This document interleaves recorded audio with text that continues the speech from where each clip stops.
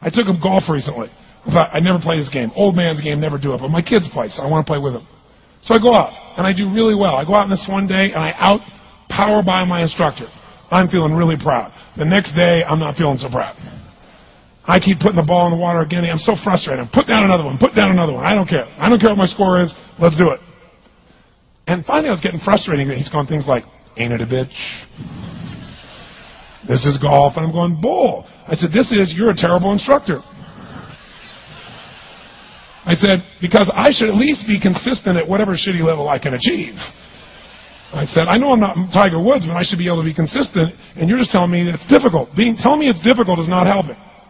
Tell me what to do. He said, well, actually, you're only a little bit off. I said, could have fooled me. He said, no, you're about a millimeter or two off. I said, you're joking. He said, no, watch this. He said, I didn't teach you this yet.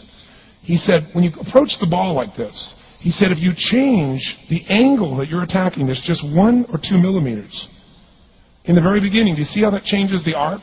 This one, instead of being on the green, by 1 millimeter, now you're in the water. 1 millimeter over here, you're in the sand. And he said, and also you're hitting the ground by 1 millimeter sometimes. You're not stroking it, just 1 millimeter. I thought, what a great belief system that when all hell's breaking loose and nothing's working, that you're only 1 millimeter off. Because most people think it's impossible, so they give up. Isn't that true? And in real life, it's true. So 2 days later, I'm going to see one of my clients. I do a lot of coaching, and I have a man who's the top plastic surgeon in the world. He's going through some tough times in aspects of his life. But this is a guy that gets paid by Sultan of Brunei $1 million to fly over and do 3 people's faces. He is the #1 plastic surgeon in the world. He can make anyone who's ugly look spectacularly beautiful. He showed me pictures of a woman who's 84 years old. He made her look 40 and gorgeous, no exaggeration. But you know what? I'm waiting for him in his office, and he's still in surgery. So he's got a new book he's creating to teach other surgeons around the world. And I'm going through it, and it's got pictures of, the top 100 supposedly most beautiful women in the world's faces. And then men. I wasn't paying attention to that one. I just kept turning the pages, right? But I noticed something. He's got all these measurements. And he has mathematically calculated what it takes to make someone look gorgeous, man or woman. And it's a few millimeters. Interesting. For example, on a woman, the distance between the top part of your lip and your nose, this little distance, the measurement of that, if you're beautiful, gorgeous, is the same size as your eye. If it's 1 millimeter more, you have an average face. If it's 2 millimeters more, you are butt ugly. Okay. The difference between butt ugly and gorgeous is 2 millimeters. He's got about a dozen of these little 1 or 2 millimeter changes he makes, and it's a different person. It is unbelievable. So a very powerful belief to leave today with would be, nothing's working, I'm 1 millimeter away. What little thing got to change? And when I do, it changes everything. Because I'm heading this direction, I make this little shift. You take that out an hour from now, a day from now, a week from now, a month from now, you have a totally different destination from that direction. But the 1 millimeter change, I'll show you one of them right now. Check this out. Stay in the state of certainty. Some of you lost it. Intensify it, whatever it takes. Make your move. Come on. Make your move. Say yes. Say yes. Say yes. Say yes. Now feel that in your body. Don't let go of it. Now watch. Here's the difference between being certain and being uncertain. Did you see that? Certain, uncertain. See if you can find that little spot between the two, where you drop just a little bit of your chest, and you feel it drop, and come back up. And drop it. How many can feel that difference between where you really feel it? Now intensify it, and where you dropped it. Is it a tiny difference? Yes or no? Yes or no? Now, could you condition yourself to feel great in this state? Yes or no? So what I want you to do is give yourself that opportunity. So the way we're going to do is very simple. We're going to go in a peak state. And then we're going to train ourselves. Because guess what? If you're in this state of certainty, and all hell's breaking loose in your life, people can't figure out, you go, move, I'll handle it. People go, he's so lucky, he's so confident. No. Here's what I've created for my life, and anyone I know succeeded. I'm a 17-year-old kid from Azusa, California, with no real education other than self-education, with no background, with parents that did their best, all of them,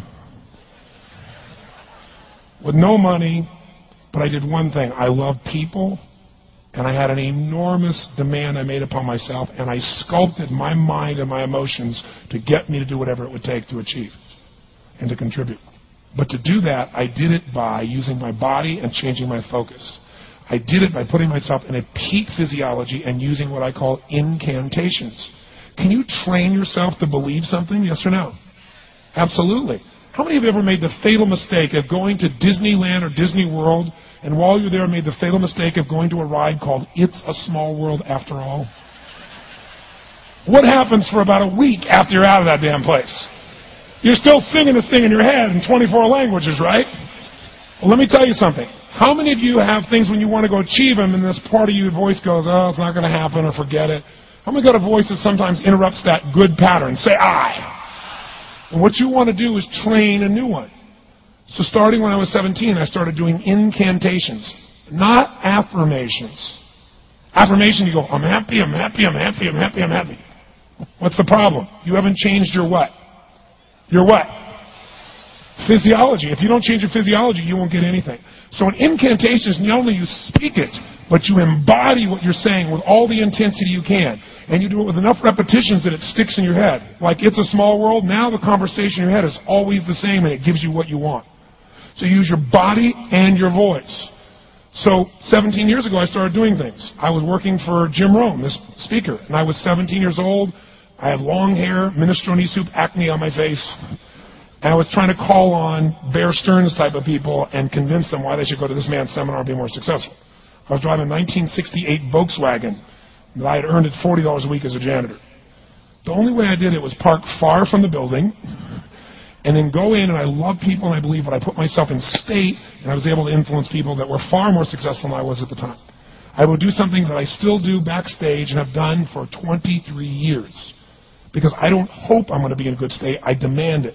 So I do an incantation using my whole body. I'd say, I now command my subconscious mind to direct me in helping as many people as possible alive today to better their lives by giving me the strength, the emotion, the persuasion, the humor, the brevity, whatever it takes to show these people and get these people to change their lives now.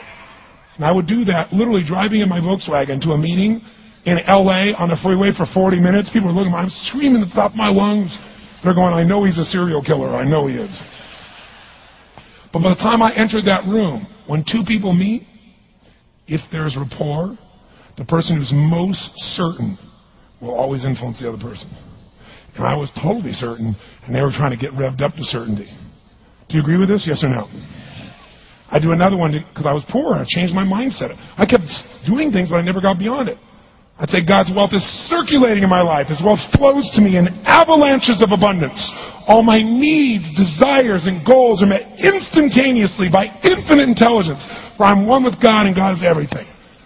And I would imagine the abundance of my life, and I would feel so grateful. And a year later, I went from making $38,000 a year to making $1 million a year in 1 year. But successful people do what failures won't. You follow me on this? You know?